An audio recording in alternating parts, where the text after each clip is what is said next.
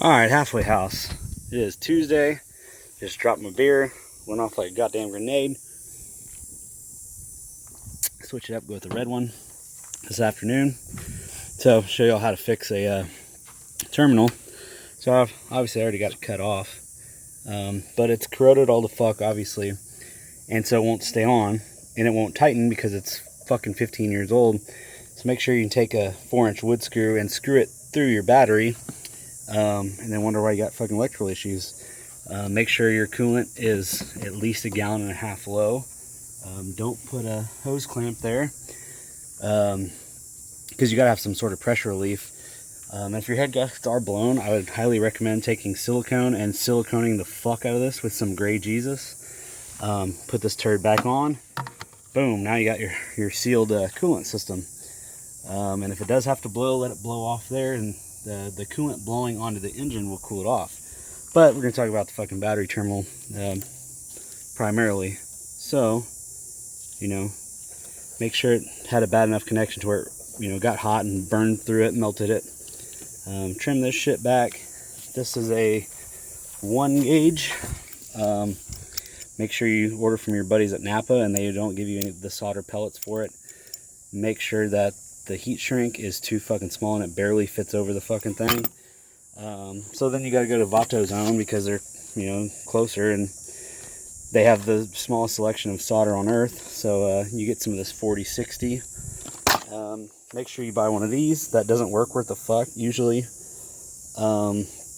Get some vice grips so you can, hold the, where's it at? Right there. So you can hold the terminal. Usually you cross it across the battery terminals, so it gets hot faster. And then so you just, like plumbing, just, unravel this and just start shoving it in there. And make sure you have enough length to do this 3 or 4 times, because you're going to forget to put the heat shrink on there. You're going to fuck it up or whatever. And make sure whatever's underneath, wherever you're soldering, so when the hot solder starts to pour out, it drips onto something important and burns through it. Yeah, and that's 6-liter life. Zip tie everything, because you don't have time to put all the bolts back in the right spot. So, the usual. What's that? But yeah, that's how you do it. Make sure this solder connection is as loose as possible so it gets really fucking hot. And it's already 117 degrees here in fucking Texas. So, whenever it gets really hot, the connection gets really bad and it doesn't start, so you're stranded.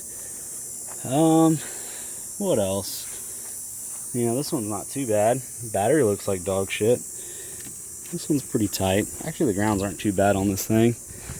But yeah, that's how to properly... Oh, of course, the battery's not strapped down. But yeah, so if the 4-inch wood screw doesn't grab enough battery, I wouldn't go bigger on the wood screw. You're gonna have to go ahead and solder one on. Honestly, if you left this out in the sun long enough, the solder would probably melt itself. You can cut little pieces and just shove it in here, and the heat shrink will, seal itself to here and to, well, you can't really see, but you get the idea. What else? Yeah, this thing gets hot enough if you hold it at the right fucking angle, which is the most awkward angle possible. Kind of pisses me off. I've done them with the micro torch, just takes fucking forever. Well, in this heat, it probably won't take that long. So, that's how you replace the terminal on your 6-liter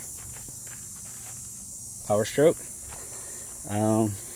Stay tuned for more tricks and tips on 6 liters and Power Strokes in general. Lots of wood screws, lots of zip ties, and this chick has a fucking surfboard on her goddamn golf cart. 3 hours from the coast, but she's got a surfboard, huh?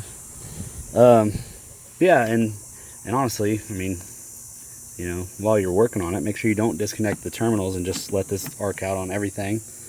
And don't bother replacing all these shitty deals. Use whatever you can. Yeah, so what the hell was that? So 6-liter tips with the halfway house garage. and maybe it's just half-ass garage. Yeah, there you go. That's how to fix this shit. Because if you bought this long pile of shit from the dealership, it's probably fucking $300 or more, because it does go all the way across down to the starter. That's about it for today, and then I'll be done. Actually, I got a fucking van coming in, fucking Blista van. Oh, excuse me, coming in for did brakes on a couple. Well, what was that? Saturday. Brakes on it Saturday, and then still has some weird noises. So I went and drove it, and it's fucking overheating and shit, you know. And what the fuck? So driving on, man, it sounds like a fucking hub to me. So jack it up. Sure enough, the driver's side hub is all fucked up. So he's on his way over here to fix his, you know, his family truckster, and knock that out. Get this thing done here in a minute. I'm gonna cool off with this brewski, and you know, get all this shit fucking hooked up. Yeah, 6-liter life. But it might make it another, I don't know, 30 miles back home. Probably have to just turn around and bring it back for some other issues. So, like I said in the other video, keep stimulating the economy, keep buying these, keep fucking them up, keep bringing them to me, and keep bringing me those too. That's good. Make sure it leaks everywhere so it won't rust.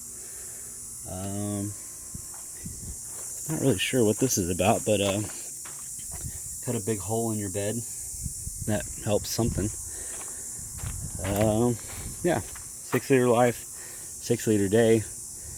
I'm gonna start soldering, get this shit done and out of here. I'm gonna give him his 4-inch wood screw back in case he does have another 6-liter, so he might need it on that one.